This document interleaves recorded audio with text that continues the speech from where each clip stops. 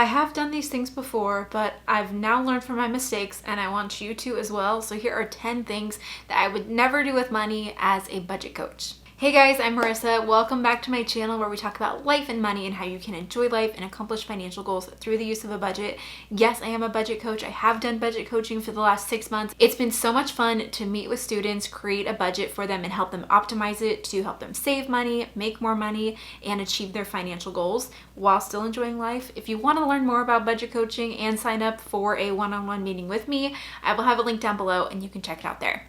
Also, if you're doing any of these things, that's okay. I'm not mad at you, but I would love to help you fix it so that you can achieve your financial goals faster and not let these things get in the way. The first thing is carry a credit card balance. I would never carry a credit card balance. This is something that I'm happy to say I've actually never done because before I even signed up for my first credit card, I knew the dangers of having credit card debt. The thing about credit cards is the interest rate is over 20% right now, which is insane to think about. A $100 purchase is going to end up costing you $120. Now, I am not against using credit cards at all. I have a few credit cards and I use them responsibly. I pay them off in full every single month, and that is the key. You can use credit cards as long as you aren't overspending just because you have a credit card and making sure that you're accounting for all of your credit card purchases in your budget.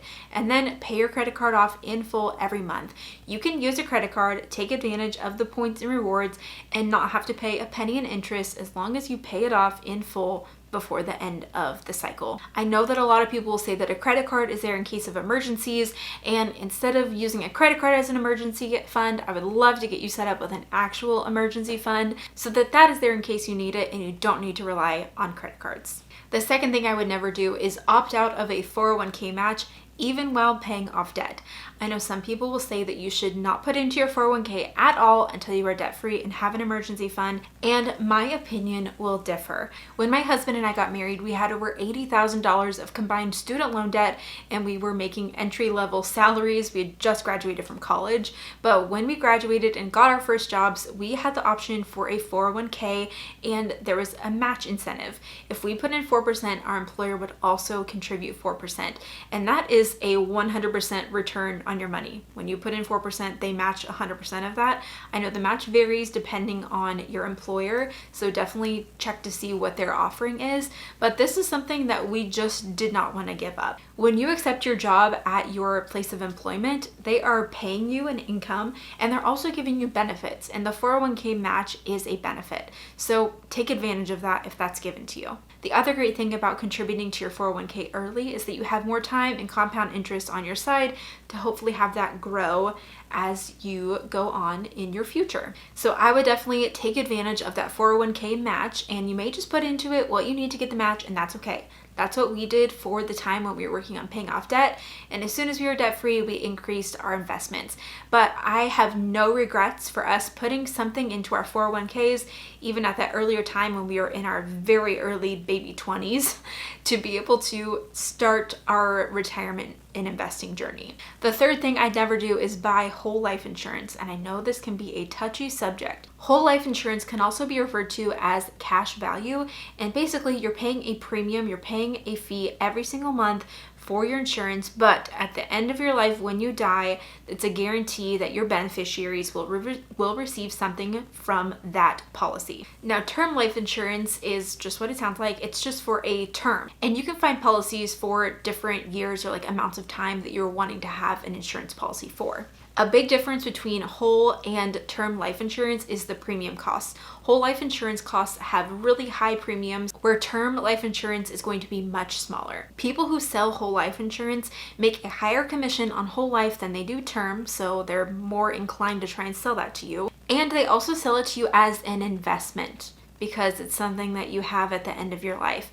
But the interest that you're going to earn on that is not very much when you look at the grand scheme of things of what that investment is costing you. So here's how I look at it. Having life insurance is very important. We have life insurance on myself and my husband Jacob. We have a term policy because we have 2 young kids, we have a mortgage, we have expenses. If one of us were to die, there would be financial implications related to that. If my husband was gone and his income was gone, I would need some kind of financial support to be able to pay the mortgage, take care of the kids, all of those kinds of things, because we rely on his income right now. But we're not going to need or rely on his income for the rest of our lives. When we get to retirement age, for example, once he's no longer working his job and he dies, that would be very sad, but I don't financially need to rely on him because we've already been retired, we have our nest egg, and we're set, we're good to go. So whole life insurance is going to cost you way more monthly for premiums, and they're selling it to you as an investment. But let insurance be insurance and investments be investments. Instead, you can choose a term life insurance policy, pay so much less in a monthly premium, and take that difference and invest it into your 401k or Roth IRA and actually have money going towards an investment.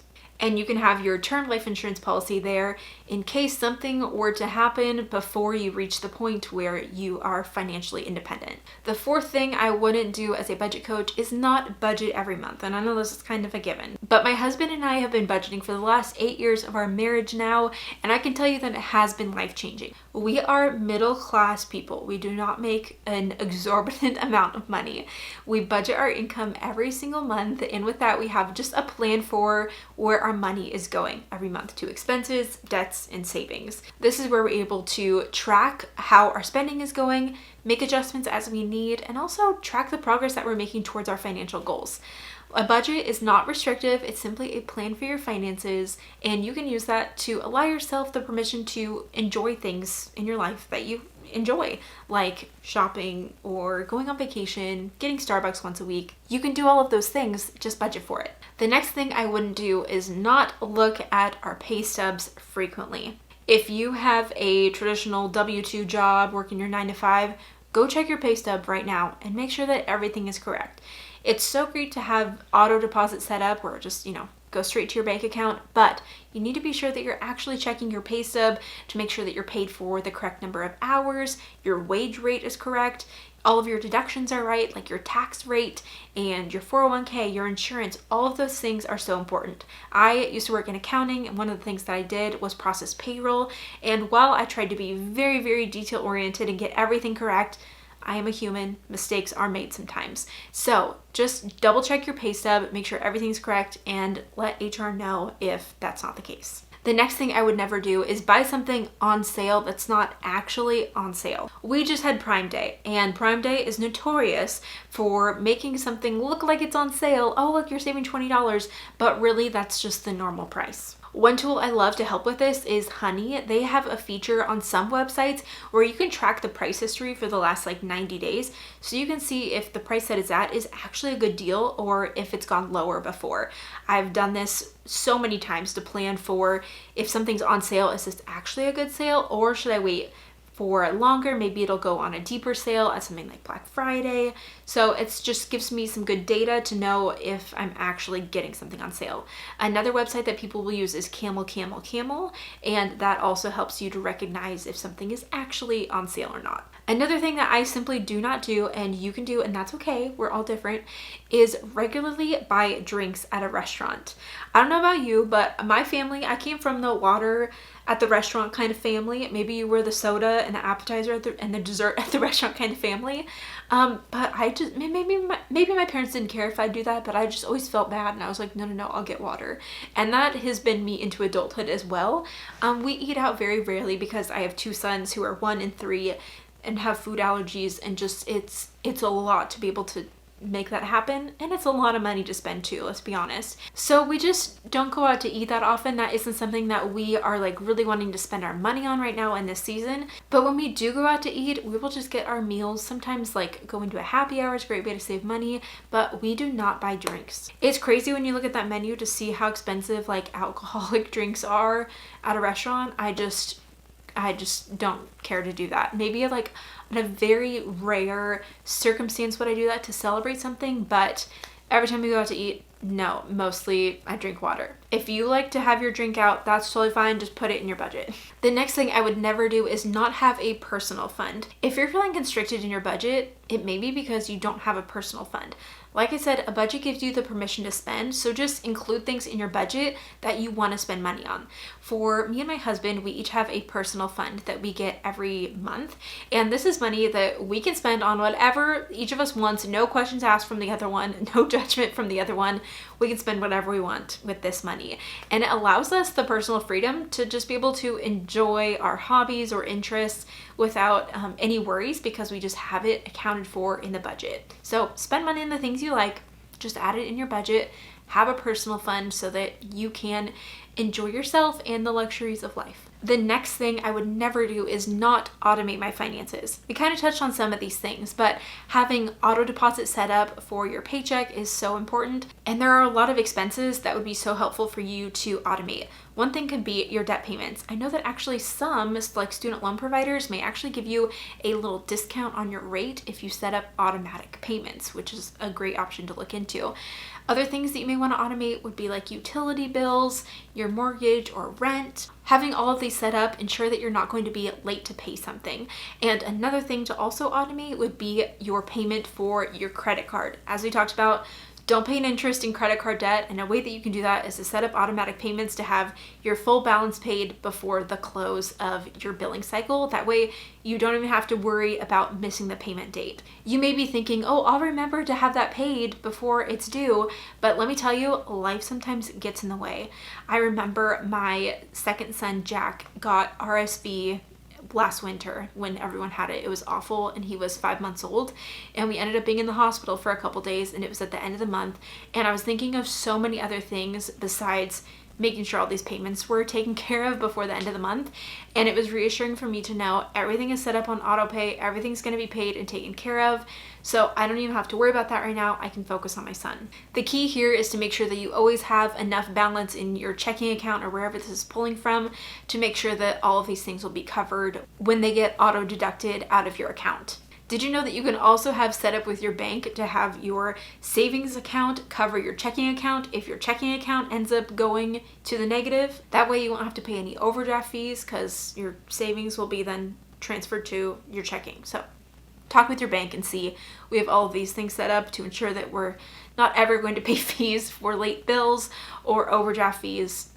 I want to avoid fees at all costs. And the last thing that I would never do is not use a high yield savings account. This is something that I was actually just talking to a neighbor about today who didn't know about high yield savings accounts until recently. And this is something that you definitely need to take advantage of. A high yield savings account is typically an online savings account where you earn extra interest just for having your money sit in that account.